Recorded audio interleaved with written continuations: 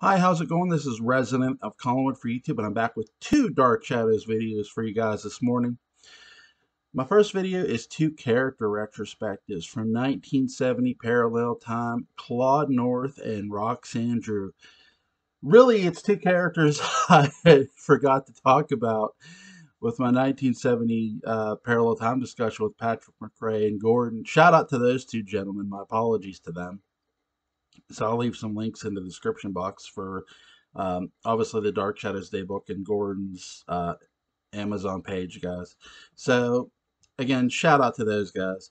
But is Claude North an interesting character? And when do you first meet him? You know, I just mentioned Parallel Time. Well, that's when you meet Claude North, Parallel Time. Um, you know, it's really weird that you don't get a lot of this character, but what you do get, you get very fast. And he's not around a whole lot before he's killed off. And here's the thing. You know, there's one constant rule in Dark Shadows, and there's one constant rule in Collinwood. And my buddy Mark Gilman has pointed it out several times. Huge shout out to @I_Barnabas. Go follow him on Twitter.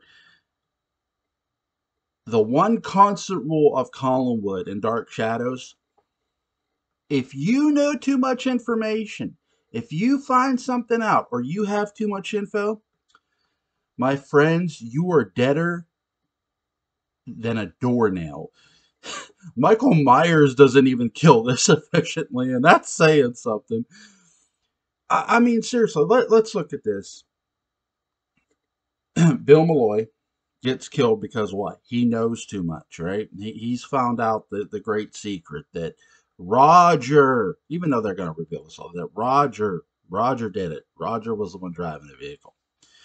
You know, even I'll say this: you can even look at Angelique's death in 1795 as she knows too much. She knows Barnabas is going to rise from the coffin. So what happens to her? She gets strangled.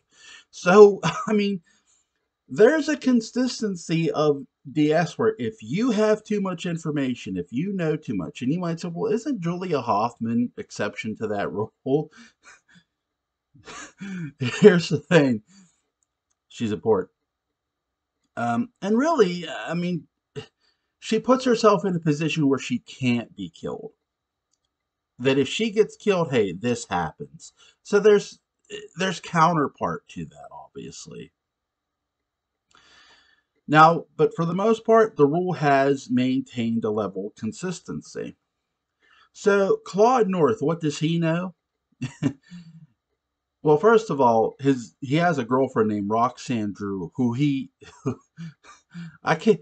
Here's the most unbelievable thing about the character. Here's this beautiful red-headed woman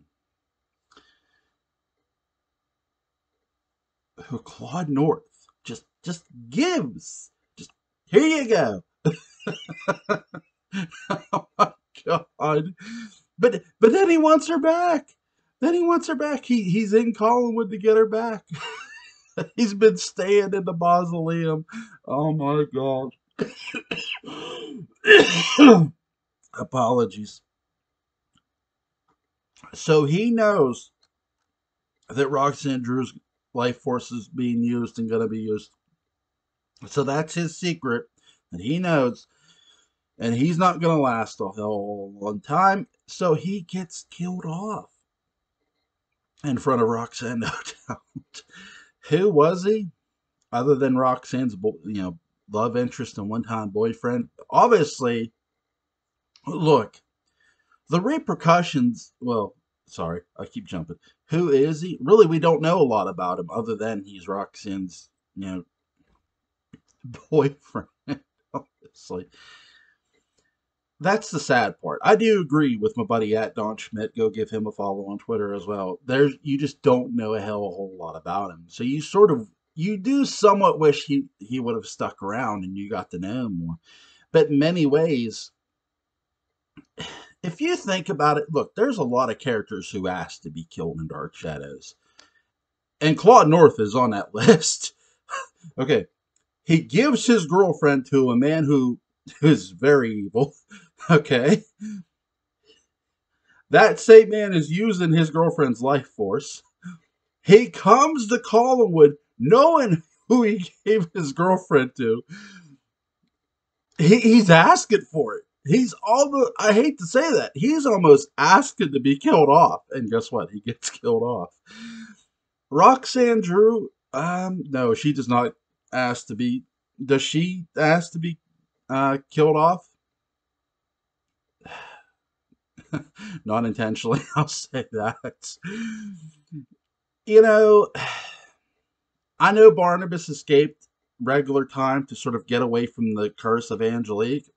And for the most part, he does. I mean, Angelique's, other than being a vampire, it seems like he's gotten away from Angelique, even though he's still a vampire, right? His Angelique, at least, right? Gordon brought that up. Huge shout out to him again. So, but, you talk about quantum's, razor, yin yang, flip, other side of the coin, whatever you want to call it.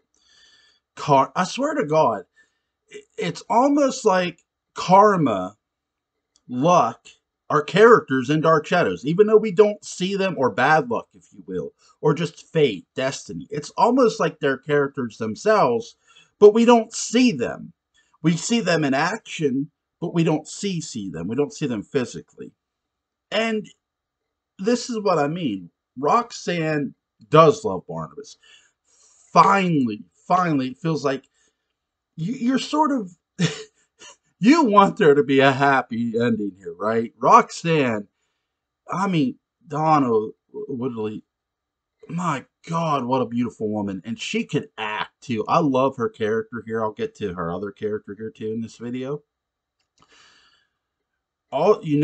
You automatically are feeling sorry for her when you see her. And when you say she loves when you hear she loves Barnabas, she wants to be with him, it's like, oh my God, and she's not dead. You're thinking, but once Barnabas wants to go back to his regular time, here's the room's on fire, things are collapsing. She dies, she gets killed.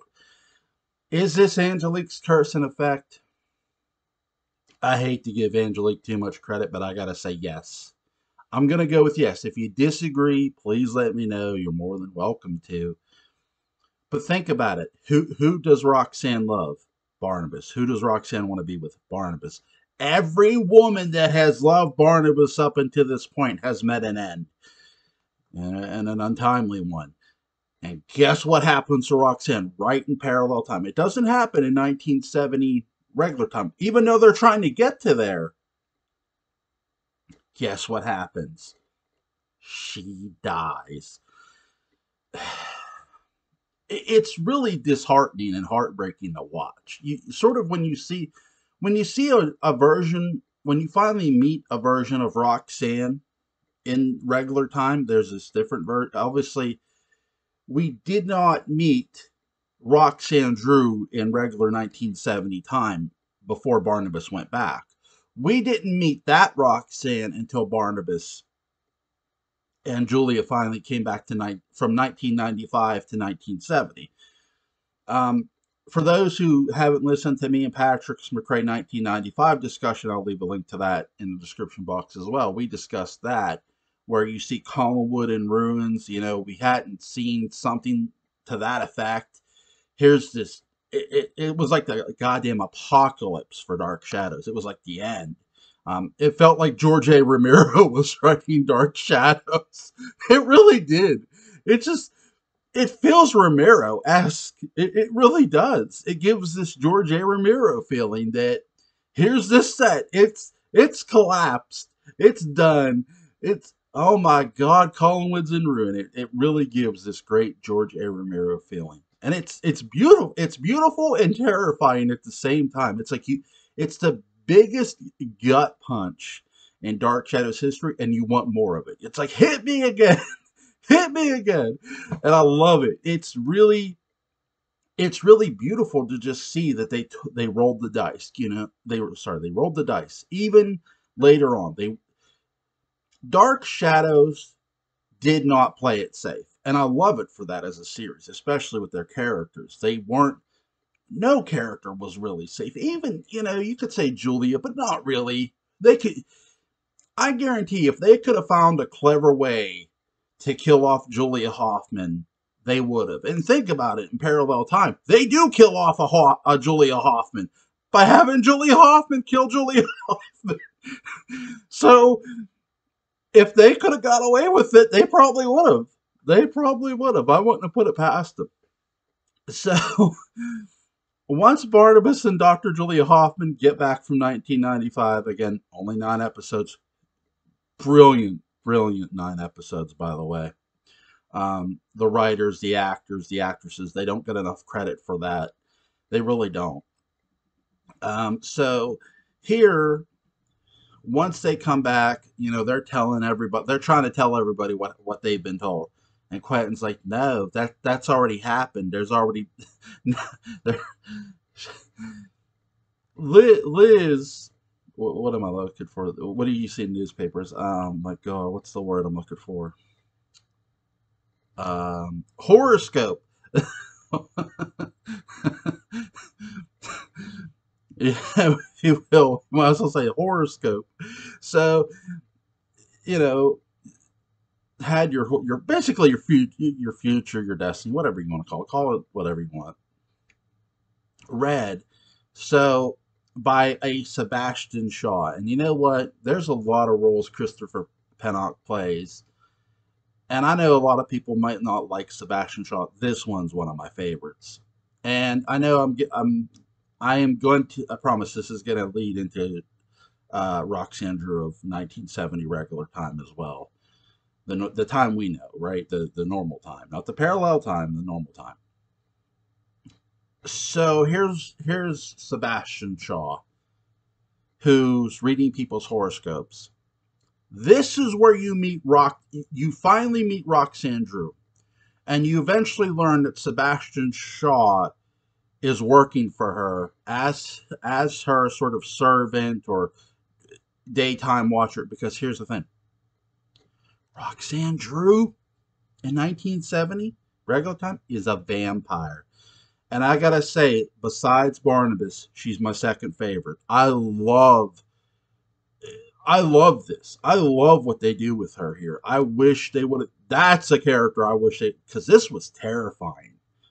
I dare say it was as terrifying, if not more so, than Barnabas, because how they did her. You didn't know who it was. They did it as a mystery. You don't know who the vampire is. You know there's a vampire, but you don't know who it is. And I love what the writers did here. It was super creative, in my opinion. I just love it. And Sebastian Shaw, what do I love about him? He can read horoscopes. You're thinking, oh, this is just BS. He's just lying to them. Yes, he is lying to them about their horoscope, but his ability to be able to do it is not bullshit. He can do it because what does he say to Roxanne? This is a lie. He tells Roxanne, why? Why do you want to do this? I love this performance by Christopher Pennock. It's very, very look. It's very underrated. I think too many people bypass this performance of his, and you really need to go back and take a look at it. In my opinion, in this viewer's opinion, it's really well done. He can actually read horoscopes. That's my interpretation, because if you're calling bullshit, not on the person you're serving and on the fact that you know the horoscope is fake, that you know the horoscope you gave is bullshit, it tells me you can really do what you're saying. You can really read horoscopes. You can really look into the future. In many ways, the ability they give 1970 Roxanne of psychic, they give that ability to Sebastian Shaw. He's a psychic. That's what I take away from it. So that's how he's able to do that. It's sort of a take on John Smith a bit. I don't think completely, where when he touches somebody or touches something that somebody touches, he can see. He, like Roxanne, when she touches Julia Hoffman, parallel time Julia Hoffman, she says Julia Hoffman's dead. She's not lying. Julia Hoffman of parallel time is dead. Barnabas just hands her the wrong thing and misinterprets it that she means his Julia Hoffman. If I've lost you, I apologize. So Roxanne is psychic by being able to touch something, sort of the way John Smith was. I'm not sure if Roxanne could see into the past or into the future quite, but I do think Sebastian can. I think that's more of a John Smith thing than so much what Roxanne was. I do think Roxanne is a bit of adaptation of what we're going to know as John Smith, which I think John Smith isn't a creation at this point, is he? No, this is still the 60s. John Smith isn't created till later. So you could sort of say, here's another thing. Stephen King, God for Dark Shadows. You're welcome, Stephen King. You're welcome. Oh my God. But I really love Roxanne's vampire character in 1970 again because it was done as a mystery, and even when you see her you're not really suspecting her. Yeah, she's wearing all black, but she's so stunning and beautiful you don't want to believe she's evil, right? Again, but we're in normal time. You sort of like, oh, this has got to be maybe some way somehow the parallel time Roxanne did survive. No, no, don't get your hopes up. Don't do what I did and get your, oh, she's somehow alive. She's somehow averted the fate of being Barnabas's lover and made it. Nah, she didn't make it. It's just another version of Roxanne. She didn't make it. Oh my God. But yeah, I do think that Roxanne Drew is a hell of a character. And so is Claude North. I really love Sebastian Shaw too. I'm trying to think if there's anything I missed. I don't think I did. If I did, you guys are going to have to let me know.